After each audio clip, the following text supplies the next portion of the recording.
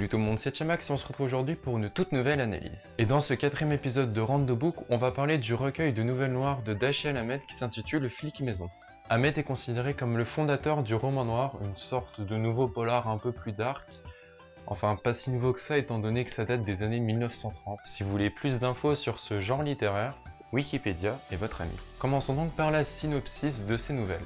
La synopsis sera assez dure étant donné que c'est sur 7 nouvelles, et faire une synopsis de chaque nouvelle serait totalement inutile, long, fastidieux et n'aurait aucun sens étant donné que les nouvelles n'ont aucun rapport entre elles et qu'elles sont toutes différentes, ça serait perdre beaucoup de temps pour au final vous raconter pas grand chose d'intéressant. Je dirais juste que dans ces nouvelles, vous allez être un détective privé. Vous allez être en charge d'affaires qui semblent les plus compliquées possibles, voire même impossibles. A noter que ces histoires se passent aux États-Unis dans les années 1930.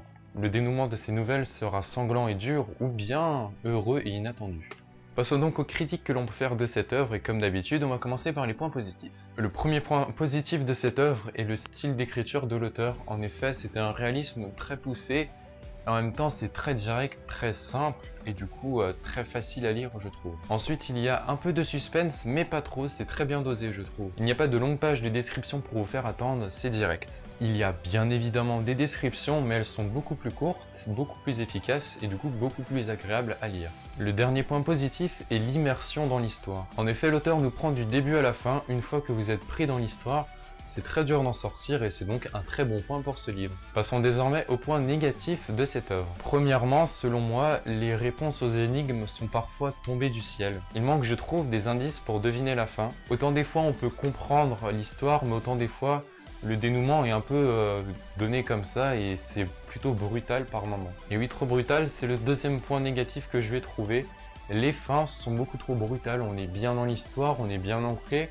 On passe un bon moment et d'un coup bim, l'auteur met fin à son histoire très rapidement, en quelques pages, et du coup c'est un peu dommage je trouve qu'il n'ait pas plus travaillé ses fins pour que ça passe un peu mieux et que ça soit un peu moins là il y a l'histoire, bim, page d'après c'est fini. Et c'est déjà la fin de ce 4ème épisode de Rand the Book, j'espère qu'il t'aura plu. Si c'est le cas, n'hésite pas à me le faire savoir et à partager cette vidéo. Et si ça ne t'a pas plu, bah, tu peux quand même me le dire pour que je puisse m'améliorer et faire du meilleur travail par la suite.